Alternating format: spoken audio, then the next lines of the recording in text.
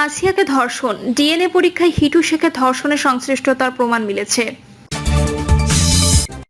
ফিলিস্তিনের পাশে বাংলাদেশ, রাজপথে জানালো জনতা।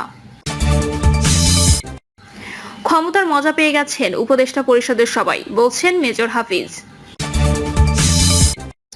এবং সর্বশেষ জানাবো, গাজায় গণহত্যার প্রতিবাদে মঙ্গলবার ছাত্রদলের বিক্ষোভ, শিবিরের সপ্তাহব্যাপী কর্মসূচি।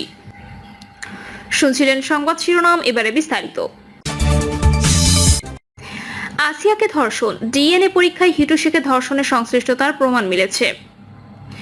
মাগুরায় আছিয়া ধর্ষণের ঘটনায় গ্রেপ্তার প্রধান আসামি হিটু শেখের ডিএনএ টেস্টে ধর্ষণের সংশ্লিষ্টতার প্রমাণ মিলেছে। বিষয়টি নিশ্চিত করেছেন খুলনা রেঞ্জের ডিআইজি রেজাউল হক। এ বিষয়ে অন্য ৩ আসামির ব্যাপারে তদন্ত চলমান আছে বলে জানিয়েছে এই কর্মকর্তা। এর আগে শিশু আছিয়া ধর্ষণের দায় স্বীকার করে আদালতে ১৬৪ ধারায় জবানবন্দি দেন প্রধান আসামি হিটু শেখ। গত ১৫ মার্চ মাগুরার senior judicial magistrate Sabyasachi Roy ওই আসামির ১৬৪ ধারায় দেওয়া জবানবন্দি রেকর্ড করেন।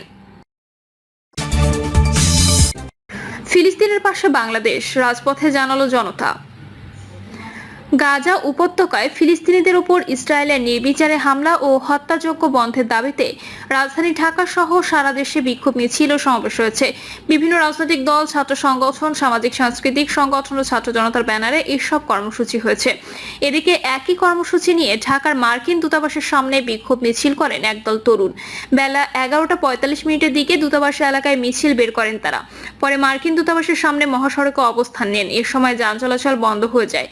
পরিস্থিতি নিয়ন্ত্রণে মিছিলের সামনে ছিলেন পুলিশ সদস্যরা। অবশ্য নিরাপত্তা বিবেচনায় সকাল থেকে মার্কিন দূতাবাসের সামনে অবস্থান নেন সেনা সদস্যরা। তারা এক প্রকার মানব প্রাচীর তৈরি করেন। সে সময় ওই এলাকা দিয়ে যাওয়া লোকদের তল্লাশি করা হয়। সোমবার দুপুরে জোহরের নামাজের পর গাজায় ইসরায়েলি গণহত্যার প্রতিবাদে রাজধানীর বায়তুল মোকাররম ও পল্টন এলাকায় বিক্ষোভ করেন সাধারণ মুসল্লিরা। এ সময় তারা ফিলিস্তিন জিন্দাবাদ, ফিলিস্তিন জিন্দাবাদ, ফ্রি ফ্রি ফিলিস্তিন প্রভৃতি স্লোগানে মুখর করে তোলেন মসজিদের উত্তর পাদদেশ। মিছিলে ইসরায়েল বিরোধী বিভিন্ন ব্যানার, ফেস্টুন ও প্লাকার্ড নিয়ে অংশগ্রহণ করেন সর্বস্তরের মানুষ। বায়তুল মোকাররম উত্তর গেটের সংক্ষিপ্ত সমাবেশে ইসরায়েলের বিরুদ্ধে প্রতিরোধ গড়ে তুলতে বিশ্ব সম্প্রদায়ের প্রতি আহ্বান জানান তারা। এদিকে বেলা ৩টা থেকে গাজায় ইসরায়েলের বর্বর হামলার প্রতিবাদে শান্তিপূর্ণ মানববন্ধন ও বিক্ষোভ কর্মসূচির আয়োজন করেন বসুন্ধরা সিটি শপিং মলের মোবাইল ব্যবসায়ীরা। ক্ষমতার মজা পেয়ে গেছেন উপদেষ্টা পরিষদের সবাই, বলছেন মেজর হাফিজ।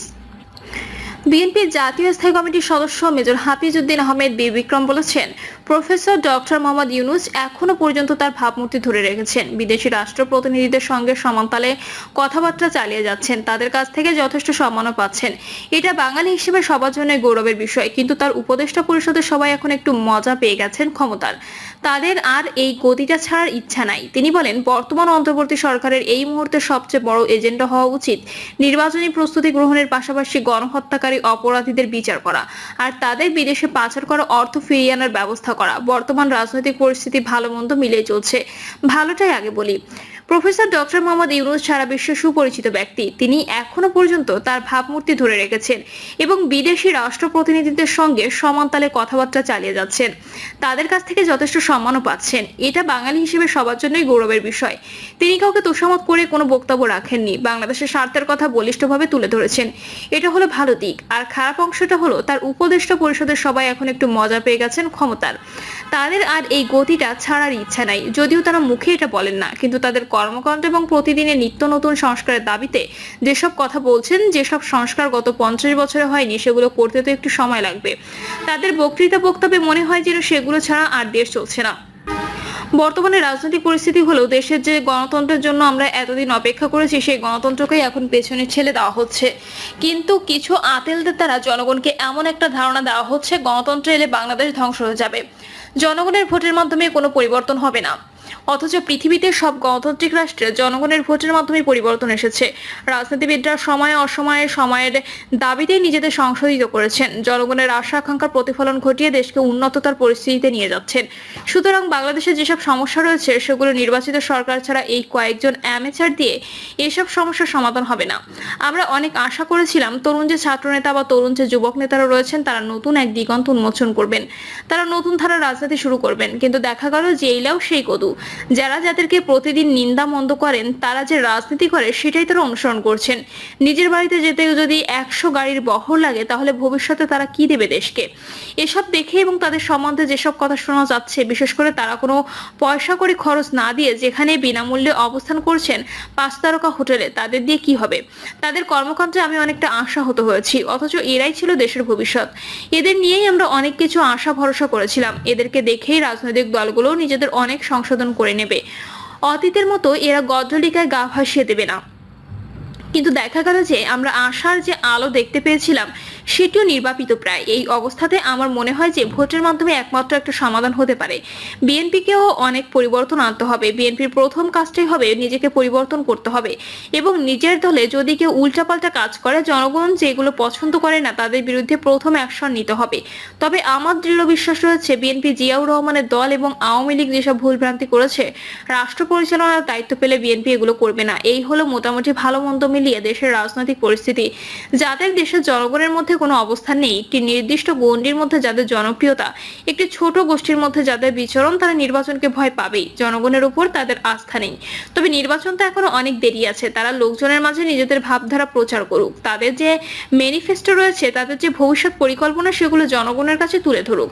তারপরে নির্বাচনে তারা ভোট চাইতে পারে।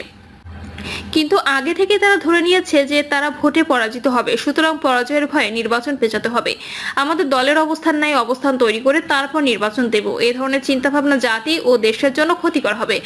আমি মনে করি প্রফেসর ইউনূস তিনি যদি তার সুনাম অক্ষুণ্ণ রাখতে চান তাহলে এই ডিসেম্বরের মধ্যে তার নির্বাচন দিয়ে দেওয়া উচিত। নির্বাচন যত বিলম্ব হবে এমনও হতে পারে যে আর কখনো নির্বাচন দেখবে না এ দেশের জনগণ, যেহেতু দেশে কোনো নির্বাচিত সরকার নাই এবং এই সরকারের দেশ পরিচালনার কোনো অভিজ্ঞতা নাই। ফলে আন্তর্জাতিক পরিস্থিতির কারণে কিংবা অন্য যে কোনো কারণেই হোক তারা দেশটাকে একটা অনিশ্চিত গন্তব্যের দিকে ঠেলে দিতে পারে। সুতরাং খালি নিজের চেয়ারের কথা চিন্তা করলে তো হবে না, দেশের কথাও চিন্তা করতে হবে। আর একটা জিনিস হলো, এদের অতীত কি? এরা হয়তো নিজেরা জ্ঞানীগুণী লোক, কিন্তু দেশের জন্য এদের কি অবদান আছে? বর্তমানে যে নতুন রাজনৈতিক দলটি হয়েছে এতে শীর্ষ পর্যায় সহ সরকারের প্রত্যেক উপদেষ্টা এর সঙ্গে জড়িত রয়েছেন।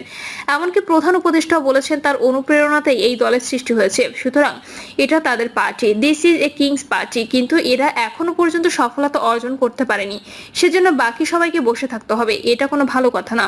নির্বাচিত সরকার ছাড়া দেশের উন্নতি হবে না। এই কয়েকজন আতেল কিংবা কয়েকজন ইন্টেলেকচুয়াল দিয়ে যদি রাষ্ট্র চলতো তাহলে রাজনৈতিক দলের এতদিন মাঠে কোনো খাওয়া থাকতো না। বিএনপি যে ঘোষণা দিয়েছে, বিএনপি এখনো সেখানেই আছে। আমরা যদি জাতীয় নির্বাচনের মাধ্যমে সরকার গঠনের সুযোগ পাই তাহলে ফ্যাসিস্ট সরকার বিরোধী আন্দোলনে আমাদের সঙ্গে যারা আন্দোলনে অংশ নিয়েছে তাদের সবাইকে নিয়ে জাতীয় ঐক্যমত্যের ভিত্তিতে সরকার গঠন করার সম্ভাবনা রয়েছে। সরকারের কাছে আহ্বান হলো অতি দ্রুত নির্বাচনের ব্যবস্থা করা। নির্বাচনই গণতন্ত্র উত্তরণের সর্বোত্তম পন্থা। এবং আতেলদের কথা শুনবেন না, দেশের সংখ্যাগরিষ্ঠ সাধারণ মানুষের কথা চিন্তা করে পদক্ষেপ নেবেন। বিশেষ করে অতিরিক্ত শুল্ক আরোপের কারণে আমাদের যে তৈরি পোশাক এবং অন্যান্য ক্ষেত্রে যেসব বাধার সম্মুখীন হবে বাংলাদেশের অর্থনীতি, সেগুলোকে দূর করার জন্য দ্রুত ব্যবস্থা নিতে হবে। তাছাড়া নির্বাচন চাওয়া তো কোনো অপরাধ হতে পারে না। কিছু কিছু আতেল মানুষকে এমন ধারণা দিচ্ছেন যে নির্বাচন চাওয়া মানে একটা অপরাধ। নির্বাচনের ব্যাপারে সরকার যদি সঠিক ব্যবস্থা না নেয় তাহলে তার জন্য দেশে আইন আদালতের ব্যবস্থা আছে। আর এটাই তো কোনো শেষ গণ অভ্যুত্থান নয়, ভবিষ্যতে আরো গণ অভ্যুত্থান হতে পারে। সুতরাং সরকারের উচিত জনগণের উপর আস্থা রেখে কোনো রকমের গুজবে কান না দিয়ে সরকার বলিষ্ঠভাবে গণতন্ত্রের পথে হাঁটবে, এটাই আমরা আশা করি। বাংলাদেশে এক ধরনের লোক আছে যাদের সুখে থাকতে ভূতে কিলায়, তাদের নিজেদের কোনো অবস্থা নেই, নিজেদের নির্বাচনে যাওয়ার কোনো মুরদ নেই। নিজেরা জনগণের জন্য অতীতেও কিছু করেনি, ভবিষ্যতেও কিছু করবে না। শুধু নিজেকে নিয়ে যারা ব্যস্ত তাদের মাথায় নানা ধরনের প্রকল্প ঘুরে বেড়াচ্ছে। সে ধরনের চিন্তাভাবনা কারো মাথায় থাকতে পারে, কিন্তু বাংলাদেশ এমন একটি রাষ্ট্র যে দেশের সাধারণ মানুষ খুবই সহজ সরল, নিজেদের জীবিকা নিয়ে ব্যস্ত। এই ধরনের চালবাজ লোকেরা নিজেদের আখের গোছানোর জন্য নানা ধরনের ফন্দি ফিকির করে, যার ফলে মাঝে মধ্যে রাষ্ট্র ব্যবস্থা বিপদের সম্মুখীন হয়। তাই আমি মনে করি কেউ যদি এ ধরনের চিন্তাভাবনা করে থাকে এখন আর সম্ভবপর নয়। জনগণ এখন অনেক সচেতন। সব ধরনের অপতৎপরতাকে দেশের জনগণ, বিশেষ করে দেশের ছাত্র সমাজ রুখে দেবে বলে আমার বিশ্বাস। প্রিয় দর্শক, এই ছিল এখনকার সর্বশেষ সংবাদ। আপডেট সব সংবাদ পেতে চ্যানেলটি সাবস্ক্রাইব করে বেল আইকনটি ক্লিক করে রাখুন।